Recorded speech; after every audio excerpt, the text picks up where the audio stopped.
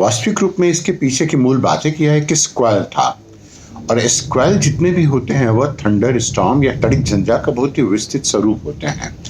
और स्क्वेल का जो डेवलपमेंट होता है, जो विकास होता है, बहुत ही त्वरित, बहुत ही तेज गति से होता है।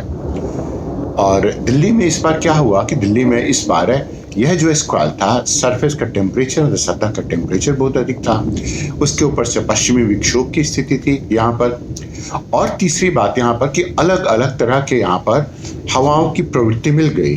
अब जब हवाओं की प्रवृत्ति मिल जाती है तो एक तरफ से दूसरी तरफ से चारों तरफ हवाएं आती हैं, तो ये हवाएं यहाँ से ऊपर उठ जाती हैं।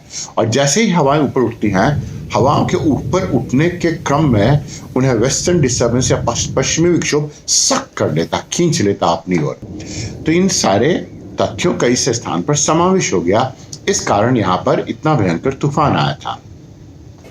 अब ऐसे जो स्क्वेल होते हैं, इनका पूर्वानुमान करना बहुत ही मुश्किल होता है, खासकर भारत ऐसे स्थान पर जो कि उष्णकटिबंधीय भाग है, वहां पर मुश्किल होता है।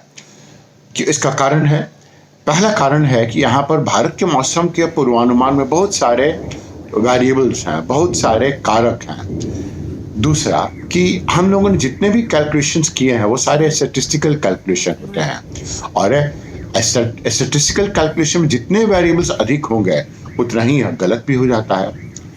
फिर हमारा मौसम का जो पूर्वानुमान होता है वो बहुत ही लंबे समय के लिए होता है, और जब लंबे समय के लिए होता है तो उसमें अनसर्टेनिटी, अनिश्चितता की मात्रा बढ़ जाती है। चौथा आता है कि ये सारा कुछ जो कैलकुलेशन हुआ एल्गोरिथम पर बेस्ड होता है, और एल्गोरिथम होते हैं वो इक्वेशन को सॉल्व करते हैं छोटे छोटे समय के लिए। अब जैसे हर एक 2 मिनट के लिए सॉल्व करेंगे, हर एक 2 मिनट के, और जितना 2 मिनट के लिए सॉल्व होगा उतनी ही अधिक मात्रा में उसमें गलतियों की मात्रा बढ़ते जाएगी।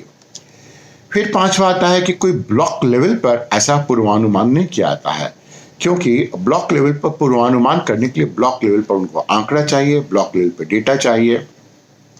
फिर छठा है कि यहाँ पर जो पूर्वानुमान किया था वो पूरे डिस्ट्रिक्ट के लिए किया था।